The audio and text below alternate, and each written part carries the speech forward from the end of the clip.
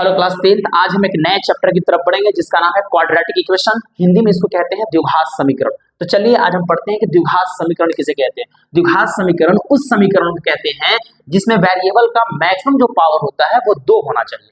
यानी कि द्विघात समीकरण उस समीकरण को कहते हैं जिसमें चर का अधिकतम घात कितना होना चाहिए, 2 होना चाहिए। उसी समीकरण को हम क्या कहते हैं, द्विघात समीकरण कहते हैं। चलिए इसको एग्जांपल से समझते हैं। यहाँ लिखा हुआ है 2x² - 4x + 5 = 0। यहाँ देख सकते हैं ये क्या है, चर है। ये क्या है, वेरिएबल है। इसका पावर कितना है, 2 है। और ये क्या है, ये भी चर है। इसका पावर कितना है, 1 है। तो आप बताइए 2 बड़ा है कि 1 बड़ा है, तो 2 बड़ा है। तो द्विघात समीकरण उस समीकरण को कहते हैं जिसमें वेरिएबल का मैक्सिमम पावर कितना होना चाहिए, 2 होना चाहिए। तो ये एक प्रकार क्या है, द्विघात समीकरण। एक और एग्जाम्पल देखते हैं, दूसरा 4/3x² - 2x + 9 = 0। यहाँ क्या है, वेरिएबल यही है। इसका पावर कितना है, 2 है। इसका मतलब ये द्विघात समीकरण है या नहीं है, है। तीसरा एग्जांपल की बात करेंगे, 2/3 p² - 2p + 9 = 0। यहाँ देखिए ये क्या है, p क्या है, वेरिएबल है, चर है, और इसका मैक्सिमम घात कितना है, 2 है। तो ये भी एक प्रकार का द्विघात समीकरण है। अब हम पढ़ेंगे द्विघात समीकरण का रूप कैसा होता है। द्विघात समीकरण का रूप होता है ax² + bx + c = 0। जहां a b c क्या होता है, रियल नंबर होता है। हिंदी में इसको कहते हैं a b c क्या होगा, वास्तविक संख्या होगा। दूसरा टर्म क्या होगा, x जो देख रहे हैं वो एक प्रकार का चर है। इंग्लिश में इसको वेरिएबल कहते हैं। और तीसरा बात आप याद रखिएगा कि a का मान कभी भी 0 के बराबर नहीं होना चाहिए। तो ये 3 पॉइंट है जिसको आपको हर हाल में याद रखना चाहिए। ये क्या है, द्विघात समीकरण क्वाड्रेटिक इक्वेशन का फॉर्म होता है। a b और c रियल नंबर होना चाहिए, और x क्या है, वेरिएबल है, यानी कि चर है जिसका मान हमेशा क्या करता है, बदलता रहता है, चेंज होता है। और a कभी भी 0 नहीं होना चाहिए। चलिए कुछ एग्जांपल्स हम देखेंगे कि कौन क्वाड्रेटिक इक्वेशन है या कौन क्वाड्रेटिक इक्वेशन नहीं है। एक एग्जांपल से बात करेंगे, x + 9 = 0। क्या ये क्वाड्रेटिक इक्वेशन है, नहीं है, द्विघात समीकरण नहीं है, क्योंकि यहाँ पे जो वेरिएबल है इसका पावर कितना है, 1 है। इसीलिए ये क्या है कि द्विघात समीकरण नहीं है, रैखिक समीकरण। दूसरा एग्जांपल, √x + 2 = 0। क्या ये द्विघात समीकरण है, नहीं है, क्योंकि यहाँ पे देख रहे हैं वेरिएबल का पावर अगर हम करेंगे तो 1/2 प्लस में 2 = 0 हो जाएगा। यानी कि ये भी द्विघात समीकरण नहीं है, क्योंकि यहाँ पे जो वेरिएबल का पावर है 2 नहीं है। तीसरा 2p² - 2p + 2 + 2 = 0। ये द्विघात समीकरण है, क्योंकि यहाँ पे आप देख रहे हैं कि वेरिएबल कौन है, p है, और p का जो पावर है वो कितना है, 2 है। इसलिए वो क्या है, द्विघात समीकरण है। अब थोड़ा सा हम इसके गुणांक की तरफ चलेंगे, जैसे कि 4/3 p² - 2p + 2 = 0। अब इसका हम क्या लिखेंगे, a का मान कितना हो जाएगा, a का मान कौन होता है, जो p² का गुणांक होगा, जो x² का गुणांक होता है वो होता है a का मान। तो यहाँ a का मान कितना हो जाएगा, 4/3। b का मान कितना हो जाएगा, -2। c का मान कितना हो जाएगा, +2। ये c है, ये b का मान है, और ये a का मान है। चलिए ये गुणांक निकल गया। दूसरा एग्जांपल देखते हैं इसका, एक होगा x² - 2 = 0। यहाँ a का मान कितना होगा, यहाँ b का मान कितना होगा, यहाँ c का मान कितना होगा। a का मान क्या होता है, x² का गुणांक होता है। तो यहाँ पे x² ये है, इसके गुणांक कितना है, 1 है। b का मान क्या होता है, जो x का गुणांक होता है। तो यहाँ पे x है ही नहीं, तो गुणांक नहीं होगा। तो b का मान कितना हो जाएगा, 0 हो जाएगा। c का मान कितना होता है, c कांस्टेंट होता है। यहाँ पे क्या है, -2 c का मान हो गया। चलिए अब हम तीसरा एग्जांपल की तरफ बढ़ेंगे। एक और एग्जांपल देखते हैं, माइनस में x² + 2x - 9 = 0। अब यहाँ देख सकते हैं a का मान कितना है, b का मान कितना है, c का मान कितना है। a का मान कितना है, जो x² का गुणांक होता है वो होता है a का मान। तो यहाँ की a का मान कितना हो जाएगा, -1। कितना होगा, -1 गुना में है। और b का मान क्या होता है, जो x का गुणांक होगा, यानी कि 2। c का मान कौन होगा, जो कांस्टेंट होता है, यानी कि -9। चलिए तो अभी तक हमने क्या देखा कि क्वाड्रेटिक इक्वेशन कौन होगा, उसका फॉर्म कैसा होता है, कौन कौन क्वाड्रेटिक इक्वेशन हो सकता है और कौन क्वाड्रेटिक इक्वेशन नहीं हो सकता है। ठीक है, तो अब हम पढ़ेंगे क्वाड्रेटिक इक्वेशन में डिस्क्रिमिनेंट का क्या मतलब होता है। इसको हिंदी में क्या कहते हैं, विभेदक भी कहते हैं, विभेदक भी कहते हैं, या किसी बुक में ज्यादातर ये जो इसका नाम है वो है विविधकर। तो अब हम पढ़ेंगे कि सर विविधकर होता क्या है। ये क्या है, क्वाड्रेटिक इक्वेशन का आई कार्ड होता है, जो हमको बताता है कि द्विघात समीकरण के जो रूट होंगे उसका क्या नेचर होगा। रूट का क्या नेचर होता है वो बताता है हमको डिस्क्रिमिनेंट। चलिए कुछ एग्जांपल्स इसको भी क्लियर करते हैं। यहाँ a का वैल्यू देख लीजिए कितना हो जाएगा, 3 होगा। b का वैल्यू कितना हो जाएगा, 2 होगा। c का वैल्यू कितना होगा, +5 है। दिख गया। अब हम डी का वैल्यू निकालेंगे, बी स्क्वायर, इसका फॉर्मूला होता है माइनस में 4ac। डी बराबर क्या होता है, बी स्क्वायर माइनस में 4ac। चलिए डी बराबर, बी का मान कितना है, बी का मान 2 है, 2 डालकर होल स्क्वायर लगा देंगे, माइनस में 4, ए का मान कितना है 3 है, सी का मान कितना है 5 है। अब इसको कैलकुलेट करेंगे, ये हो जाएगा 4 माइनस 4 से 12, 12 5 60, अब कितना हो जाएगा माइनस में 56 हो जाएगा। डी का मान कितना आ गया माइनस में 56, यानी डी का मान क्या आ गया, निगेटिव आ गया, यानी डी का मान क्या हो गया, 0 से छोटा हो गया। अगर डी का मान 0 से छोटा होता है तो उस केस में क्या होता है, द्विघात समीकरण के रूट नहीं निकलते, याद रख लीजिएगा, कोई हल नहीं, या आप इसको कह सकते हैं रूट नहीं, वास्तविक मतलब कि रियल रूट नहीं होंगे, याद रख लीजिएगा। अगर ऐसा केस हो, डी का मान अगर निगेटिव आएगा तो उसके कोई रियल सॉल्यूशन नहीं होंगे, कोई रियल रूट नहीं निकलेंगे, इसके सॉल्यूशन होंगे वो इमेजिनरी होंगे, वो कॉम्प्लेक्स नंबर आएगा, लेकिन वो रियल नंबर नहीं आएगा, कॉम्प्लेक्स नंबर आएगा। ठीक है, अब हम क्या करते हैं, यहाँ इस क्वेश्चन को देखते हैं, ए का मान कितना है, यहाँ 1 है, बी का मान कितना है 4 है, सी का मान कितना है, सी का मान 5 है। तो अब क्या करेंगे, इसको बनाएंगे, डी का फॉर्मूला होता है B square minus 4ac, B का मान कितना है 4, तो 4 का होल स्क्वायर माइनस 4, ए का मान कितना है 1, सी का मान कितना है 5, कैलकुलेट करो, 4 4 जा 16 माइनस 4 5 6 20, यहाँ भी करेंगे माइनस 4, यहाँ डी का मान कितना आ गया, फिर डी का मान क्या हो गया, निगेटिव हो गया, डी का मान क्या हो गया, निगेटिव हो गया। इसका मतलब ये हो गया कि यहाँ पे इसके कोई सॉल्यूशन नहीं निकलेंगे, वास्तविक रूट नहीं निकलेंगे, इसका रियल रूट नहीं निकलेंगे। ठीक है, हाँ कॉम्प्लेक्स निकल सकता है, इमेजिनरी निकल सकता है, तो इसके भी क्या, इसको क्या लिखेंगे, कोई रूट नहीं, कोई वास्तविक रूट नहीं। ठीक है, इंग्लिश में इसको क्या लिखेंगे, no real root, no real root. यहां भी वही चीज को कॉपी कर देंगे। अब हम क्या करेंगे, तीसरे एग्जांपल की तरफ पढ़ेंगे। यहाँ ए का मान कितना होगा 4 है, बी का मान कितना है 4 है, सी का मान कितना है 1 है। ठीक है, सी का मान कितना हो गया 1 हो गया। अब देख रहे हैं हम इसको, अब इसको बनाएंगे, डी का फॉर्मूला होता है बी स्क्वायर माइनस 4ac। चलिए बी का वैल्यू कितना है 4, 4 का होल स्क्वायर करना है माइनस 4, ए का मान कितना है 4, सी का मान कितना है 1, 4 4 जा 16 माइनस 16 इधर भी हो जाएगा, तो यहाँ 0 आ गया, डी का मान क्या आ गया आपका 0 आ गया। अगर डी का मान 0 हो गया तो इसके कितने सॉल्यूशन निकलेंगे, 2 सॉल्यूशन निकलेंगे, और दोनों क्या होंगे, इक्वल होंगे, रियल आएंगे, याद रख लीजिएगा, रियल एंड इक्वल। ये इंग्लिश में क्या लिखेंगे, रियल एंड इक्वल, हिंदी में क्या लिखेंगे, रूट होंगे समान होंगे, दोनों रूट क्या होंगे, समान होंगे। क्वाड्रेटिक इक्वेशन के पावर कितना होता है, मैक्सिमम 2 होता है, इसलिए इसके कितने सॉल्यूशन होंगे, 2 सॉल्यूशन होंगे। क्यों, क्योंकि इसके पावर कितना होता है, मैक्सिमम पावर कितना होता है 2 होता है, इसलिए। तो एक चीज यहां से आपको समझ में आ जाना चाहिए, इसको मिटा देते हैं कि डिस्क्रिमिनेट का जो नेचर होता है, यानी कि विविधकर का नेचर क्या होता है। पहला नेचर ये होता है कि अगर डी का मान अगर आपका 0 आ गया तो क्या होगा, 2 रूट निकलेंगे और दोनों क्या होगा, समान होगा। दूसरा क्या होगा, अगर डी का मान क्या हो कि 0 से बड़ा हो तो यहाँ भी 2 रूट निकलेंगे, लेकिन वो क्या निकलेंगे, असमान निकलेंगे, क्या निकलेंगे, असमान। तीसरा चीज हमने बताया, अगर डी का मान 0 से छोटा हो यानी कि निगेटिव में आएगा तो यहाँ इसके कोई वास्तविक हल नहीं होगा, कोई वास्तविक हल नहीं। अब देखेंगे क्वाड्रेटिक इक्वेशन को बनाने का तरीका क्या है। इसके सॉल्व करने के 3 तरीका है, एक है फैक्टराइजेशन मेथड, एक है कंप्लीटिंग स्क्वायर मेथड, एक होता है फॉर्मूला मेथड। हिंदी में इसको कहते हैं गुणनखंड विधि, इसको कहते हैं पूर्ण वर्ग विधि से कैसे बनता है, इसको कहते हैं फॉर्मूला मेथड। चलिए कुछ क्वेश्चन यहाँ पर रखे हुए, इसको हम लोग बनाएंगे फैक्टराइजेशन मेथड में। यहाँ देखिए ए का वैल्यू कितना है 1 है, बी का मान कितना है 5 है, सी का मान कितना है 6 है। अब हम क्या करेंगे, फर्स्ट इंटू लास्ट क्या करेंगे, चलिए a इंटू सी करेंगे तो कितना होगा 1 है, ए का मान कितना है 1 है और सी का मान कितना है 6 है, मल्टीप्लाई करेंगे तो कितना होगा 6।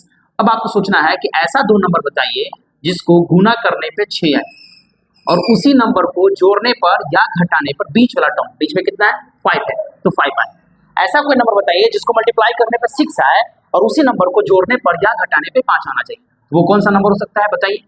2 3 जा 6, 2 3 जा 6 और उसको जोड़ने पे कितना आएगा 5 आएगा, यही नंबर होगा। तो अब इसको हम क्या करेंगे, स्प्लिट करेंगे बीच वाला टर्म में। ठीक है, क्वेश्चन क्या है, x square plus 5x plus 6 बराबर 0। तो हम लिखेंगे एक्स स्क्वायर प्लस में 2x प्लस में 3x प्लस 6 बराबर 0। ठीक है, अब यहाँ से हम क्या करेंगे, इस दोनों टर्म से क्या करेंगे, कॉमन करेंगे। कॉमन क्या हो रहा है, x कॉमन हो जाएगा, x कॉमन हो जाएगा तो बचेगा x प्लस 2। यहाँ से क्या करेंगे 3 कॉमन करेंगे तो क्या बचेगा x प्लस 2 बराबर 0। दोनों ब्रैकेट के अंदर वाला जो टर्म होगा वो दोनों इक्वल होना चाहिए। अब यहाँ देखिए x प्लस 3 बराबर 0। अब लिखेंगे x प्लस 2 बराबर 0, है ना। चलिए x का मान कितना हो जाएगा, प्लस 3 इधर आ जाएगा तो माइनस 3, इधर x का मान कितना हो जाएगा, प्लस 2 इधर ले आएंगे तो माइनस 2 हो जाएगा। बन गया, ये था फैक्टराइजेशन मेथड से हमने बनाया। दूसरा क्वेश्चन देखेंगे यहाँ पे, यहाँ a का मान कितना है, a का मान कितना है 1 है, b का मान कितना है माइनस में 3 है, c का मान कितना है माइनस 10 है। याद रख लीजिएगा a का मान कौन होता है, जो x स्क्वायर का गुणांक होता है, तो x स्क्वायर ये है और इसका गुणांक कितना है 1 है। b का मान कौन होगा, जो x का गुणांक होता है यानी कि माइनस 3 होगा। c का मान कौन होता है, जो कांस्टेंट टर्म होता है उसको कहते हैं। इसको कैसे करेंगे, फैक्टराइजेशन मेथड से बनाएंगे। यहाँ भी क्या करेंगे, a गुने c करेंगे, a का वैल्यू कितना है 1 और c का मान कितना है माइनस में 10, मल्टीप्लाई करेंगे तो कितना होगा माइनस 10। अब आपको सोचना है ऐसा दो नंबर रखना है जिसको मल्टीप्लाई करने पर माइनस 10 आवे और उसी दो नंबर को जोड़ने पर या घटाने पर आपको बीच वाला टर्म, बीच वाला कौन है यानी कि x का, यानी कि b वाला मतलब माइनस 3 आना चाहिए। ऐसा कोई नंबर बताया जिसको मल्टीप्लाई करने पर 10 है और उसी नंबर को, उसी दो नंबर को जोड़ने पर या घटाने पर माइनस 3 आना चाहिए। वो नंबर कौन है, 5 2 जा 10, है ना। अगर हम माइनस 5 को और प्लस 2 को जोड़ेंगे तो कितना आएगा, माइनस 3 आएगा। वो हमको लाना भी था बीच वाला टर्म। चलिए अब इसी चीज को हम क्या करेंगे, नीचे लिखेंगे, पहले बड़ा पावर ऑफ लिख लेंगे x square minus 3x minus 10 बराबर में 0। इसको लिखेंगे एक्स स्क्वायर माइनस में 5x प्लस 2x माइनस 10 बराबर 0 हो गया। अब यहाँ से हम क्या करेंगे, x कॉमन कर लेंगे, x कॉमन होगा तो x माइनस 5 बचेगा। यहाँ से क्या करेंगे, प्लस 2 को कॉमन करेंगे तो x माइनस 5 बराबर में 0 बचेगा।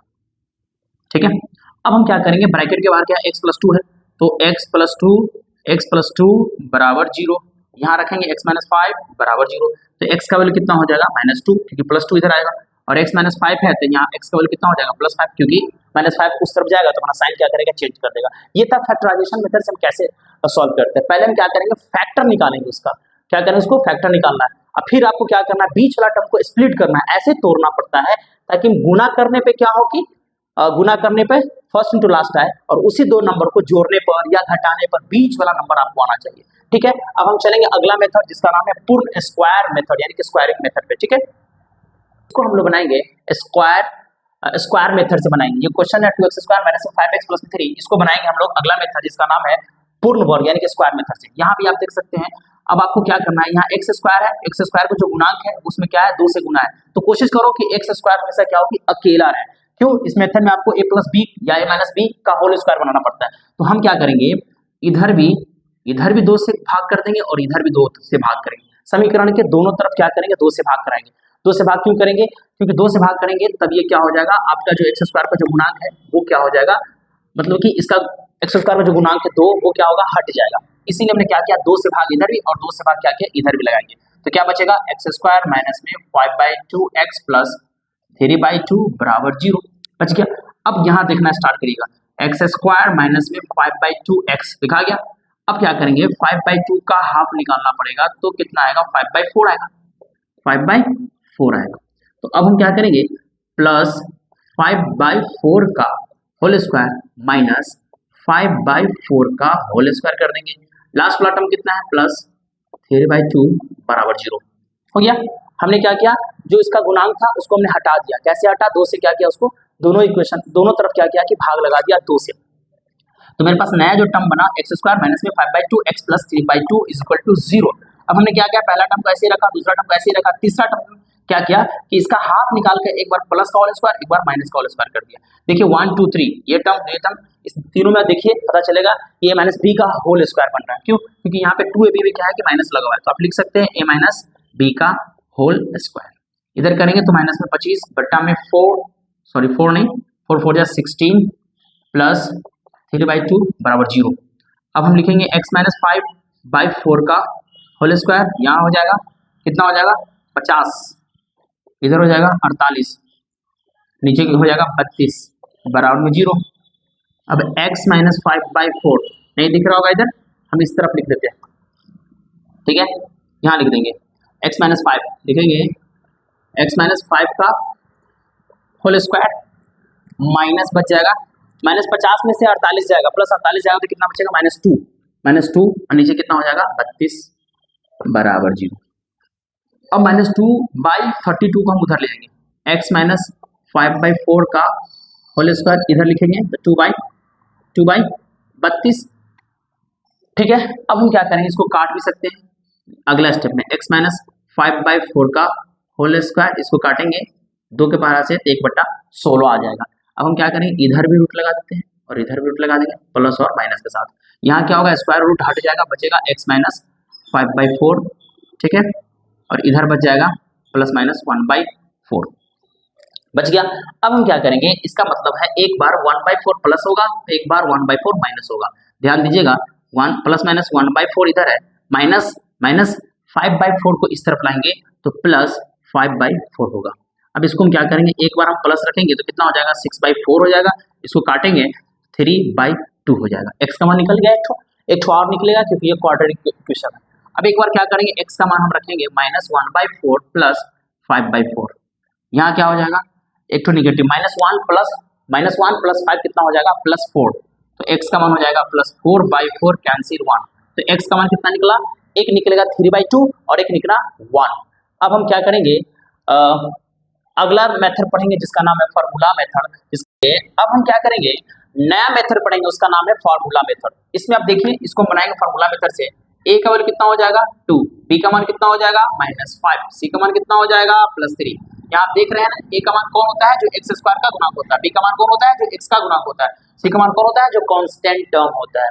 इसका फार्मूला होता है x बराबर क्या होता है, -b plus minus √b² -4ac by में 2a, ठीक है। माइनस b का मान कितना रखेंगे, माइनस में 5 प्लस माइनस √b का स्क्वायर करेंगे यानी कि -5 का होल स्क्वायर -4, a का मान 2 और c का मान 3 डाल देंगे, हो गया। नीचे में 2 और 2। अब माइनस माइनस करेंगे तो +5 प्लस और माइनस हो जाएगा। यहाँ पे करेंगे तो 25 माइनस में हो जाएगा 4 8 8 3 24, नीचे में लिखाएगा 4, देख रहे हैं। अब यहाँ क्या करें, 25 में से 24 जाएगा कितना बचेगा, 1 बचेगा। 25 में 24 जाएगा कितना बचेगा, 1, और 1 का वर्गमूल कितना होता है, 1 ही होता है। तो लिखेंगे 5 प्लस माइनस 1 बाई में 4। एक बार क्या करना है, +1 रखना है, तो +1 रखेंगे तो कितना हो जाएगा 6 बाई में 4, तो हो जाएगा 3 और नीचे में हो जाएगा 2, अगर 2 के टेबल से काटेंगे तो। एक बार क्या करेंगे, माइनस में रखेंगे तो 5 - 1 बाई में 4, इसका मतलब हो जाएगा ऊपर में 4 नीचे में 4 कैंसिल होके 1 आएगा, ठीक है। अब हम क्या करेंगे, एक टॉपिक इसमें होता है कि रिलेशन होता है कॉफिशिएंट में और रूट में, आपस में एक संबंध होता है। उस संबंध को हम देख लेंगे कि अल्फा प्लस बीटा बराबर -b/a होता है। अल्फा का वैल्यू मान लीजिए हम रखते हैं 3/2 प्लस बीटा का वैल्यू कितना रखेंगे 1 बराबर माइनस b का मान कितना है -5, a का मान कितना है, a का मान कितना है 2 है। चलिए इसको सॉल्व करेंगे तो कितना हो जाएगा, क्रॉस मल्टीप्लिकेशन करो तो इधर गुणा करेंगे, 1 से किसी नंबर में गुणा करते हैं, 1 से किसी नंबर में गुणा करते हैं तो वो नंबर ही आता है। उसी तरीके से 3/2 में 1 से गुणा करेंगे तो 3/2 ही आ जाएगा, 3/2 और 2 से गुणा करेंगे इधर तो कितना हो जाएगा 2/2 हो जाएगा। इधर कितना हो जाएगा 5/2 हो जाएगा, 3 में 2 जोड़ेंगे 5 बाई नीचे में 2 हो जाएगा, यहाँ भी 2।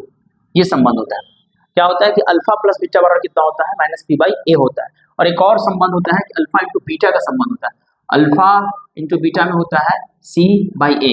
अल्फा का वैल्यू कितना रखेंगे 3, अल्फा का वैल्यू कितना रखेंगे 3/2, अल्फा को रखेंगे 3/2, बीटा का वैल्यू कितना निकला हुआ हमारा 1, किसी को अल्फा किसी को बीटा मान सकते हैं।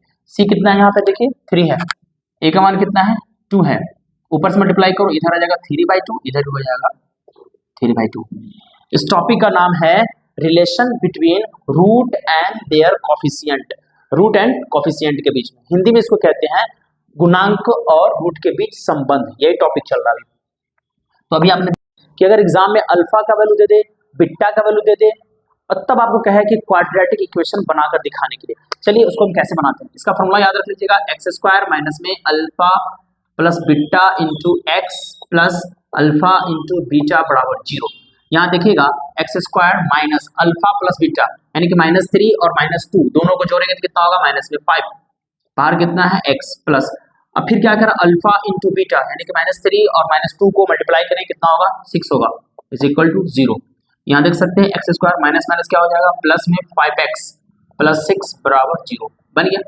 ये नया ये क्या बन गया, क्वाड्रेटिक इक्वेशन बन गया, द्विघात समीकरण बन गया। अगर क्वेश्चन में अल्फा और बीटा का वैल्यू दे दे तब आपको कहे कि क्वाड्रेटिक इक्वेशन बना के दिखाई, बन गया ना। क्योंकि कैसे बन गया, यहाँ पे वेरिएबल है, इसका पावर कितना है मैक्सिमम 2 है, और क्या है ए बी सी क्या है रियल नंबर है, ये क्या है रियल नंबर है, और ए का मान देखिए तो 0 है नहीं है, तो ये तो क्वाड्रेटिक इक्वेशन बन गया। दूसरा क्वेश्चन देखते हैं यहाँ क्वेश्चन देखिए, अल्फा का वैल्यू दिया हुआ 3/2, बीटा का मान दिया 1 और कह रहा है क्वाड्रेटिक इक्वेशन बनाकर दिखाने के लिए द्विघात समीकरण। इसका फॉर्मूला याद रखना है, x² माइनस में alpha plus beta into x plus alpha into beta बराबर 0। x² माइनस अल्फा का वैल्यू रखेंगे 3/2 प्लस 1 इंटू में x plus alpha into beta करेंगे 3/2 इंटू 1 बराबर 0। वैल्यू डाला गया। अब इसको गौर से देखिएगा, x² माइनस इसको बनाइए 1 में किसी नंबर से मल्टीप्लाई करेंगे नंबर ही आएगा, 2 से गुना करेंगे क्या होगा, ऊपर में 2 नीचे में 2 हो गया, 2 से गुना करेंगे तो वही ना आएगा। अब बाहर लिखे, ऊपर में गुना करेंगे तो 3 नीचे में हो जाएगा 2 बराबर में 0। अब देखिए यहाँ लाइक फ्रैक्शन हो गया, ऊपर वाला छोड़ दिया नीचे से रहेगा x² माइनस में 5 नीचे में 2 बाहर में हो जाएगा x plus 3/2 is equal to 0। यहाँ देख रहे हैं इसके डिनोमिनेटर में इसके हर में 2 है, यहाँ भी हर में क्या है 2 है, तो हम क्या करेंगे 2 से गुना हर टर्म में कर देंगे, इधर भी 2 से गुना और इधर भी 2 से गुना, ठीक है। तो हम अगर इधर इस टर्म में क्या करेंगे 2 से गुना कर देंगे, ये हो जाएगा माइनस इसमें 2 से गुना करेंगे तो क्या होगा 2 काट देगा तो बचेगा 5x, इसमें गुना करेंगे तो 3 आएगा और इधर 2 से गुना करेंगे तो 0 ही हो जाएगा, यानी कि बन के तैयार होगा 2x² माइनस में 5x प्लस 3 बराबर 0 है ना। इस टर्म में हमने क्या किया है, यहाँ देखिए इसमें हमने क्या किया है कि 2 से गुना किया है। क्यों 2 से गुना किया है, क्योंकि इसके नीचे भी 2 है इसके नीचे भी 2 है और यहाँ पे कुछ है ही नहीं, तो हम क्या करें इसमें 2 से गुना करेंगे तो क्या हो जाएगा 2x², इसमें 2 से गुना करेंगे, देखिए गौर से 5/2 में अगर 2 से गुना करेंगे तो 2 कट जाएगा बच जाएगा 5। अगला क्या है 3/2 में अगर हम 2 से गुना करेंगे कट जाएगा बच जाएगा 3, तो हमने यहाँ इसको लिख दिया है। इसमें जितने भी टॉपिक सब टॉपिक था हमने सॉल्व कर दिया। अब हम मिलते हैं अगला चैप्टर जिसका नाम है समानांतर श्रेणी में।